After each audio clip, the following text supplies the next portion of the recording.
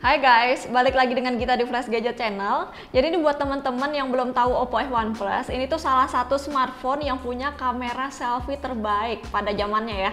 Nah, kebetulan dulu tuh aku juga jadi salah satu usernya, tapi suatu hari tuh ya nggak sengaja hilang. Sebenarnya agak aneh ya. Keluaran tahun 2016, tapi di tahun 2021 ini masih ada stok barunya. Nah, karena penasaran, di tahun 2021 ini akhirnya kita beli Oppo F1 Plus di salah satu e-commerce. Dan kata sellernya ini kondisinya masih baru, masih segel. Tapi belinya itu di harga 1.675.000. RAM-nya 4, terus storage-nya 64 GB. Sekalian nostalgia aja deh, aku tuh pengen tahu kualitasnya dibandingin sama 5 tahun yang lalu. Oke, kalau gitu langsung aja deh lihat videonya sampai habis ya. Kondisinya ini masih segel, tapi cover boxnya ini beda banget sama yang aku beli dulu. Aku pikir karena udah discontinue. Kata sellernya sih masih baru ya. Pas dibuka mengecewakan, ternyata second. Unit HP-nya ini nggak ada cover plastiknya lagi dan bau minyak kayu putih. Ada sedikit lecet di bodi dekat kamera belakang. Sebenarnya aku tuh kecewa banget, dijanjin barang baru sama sellernya. Pas nyampe ternyata tuh second, padahal udah bayar full. Kondisinya tuh baret-baret. Ya udahlah ya. Reviewnya tetap kita lanjutin aja. Ada buku panduan, SIM card tray, earphone, sama charger fork-nya. Walaupun case beningnya udah nggak ada, tapi yang penting-penting masih lengkap.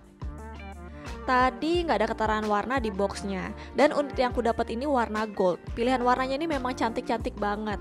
Dulu hitungannya ya. Nah, kalau lihat sekilas tampilannya ini kayak iPhone 6 Plus. Dulu banyak yang ngira gitu, apalagi pas dibalut casing. Sama-sama ada kata plusnya juga di belakangnya. Sampai sekarang bodi ponsel kayak gini tuh masih jadi favoritku. Lebar, tipis, terus sama pas genggaman tangan. Termasuk fingerprintnya ini ada di tombol home di depan. Responsif dan gak susah nyarinya. Ukuran layarnya ini menurutku sampai sekarang juga masih nyaman di mata, 5,5 inci dan melebar. Layarnya ini AMOLED dan pakai Gorilla Glass 4. Untuk brightness-nya sih masih lumayan ya, dan ada fitur eye protection juga buat kenyamanan mata. Buat ukuran sekarang warnanya kurang terasa vibrant, tapi nonton YouTube masih bisa di kualitas 1080p. Streaming Disney Plus masih bisa, tapi Netflix nggak bisa. Netflix ini kan kualitasnya HD ya. Nah, F1 Plus ini sertifikatnya cuma Widevine L3 aja. Wah, sayang banget nih. Sekalian ngomongin speakernya, pas nonton atau streaming barusan, speakernya ini nyaring kok dan letaknya di bawah dekat port charger.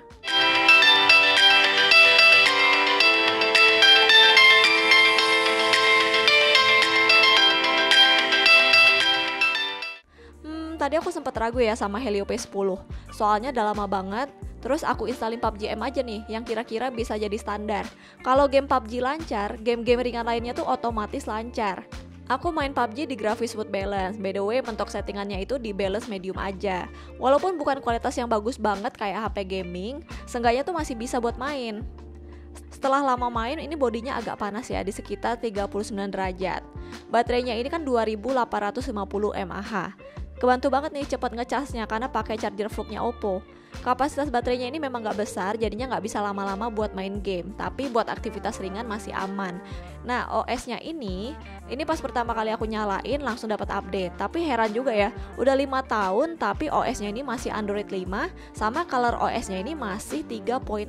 Padahal sekarang Oppo udah sampai color OS 7.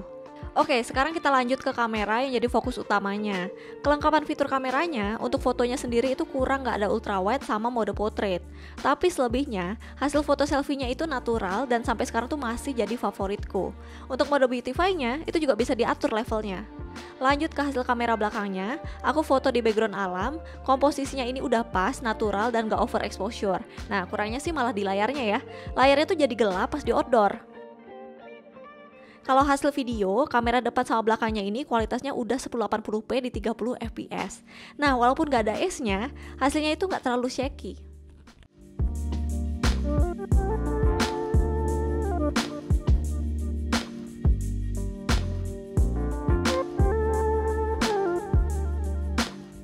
Oke, jadi kalau misalkan dulu handphoneku nggak hilang, kemungkinan di tahun 2021 ini aku masih simpen Oppo F1 Plus, terus aku jadiin handphone kedua. Karena Oppo F1 Plus ini secara spek sih memang masih layak banget ya.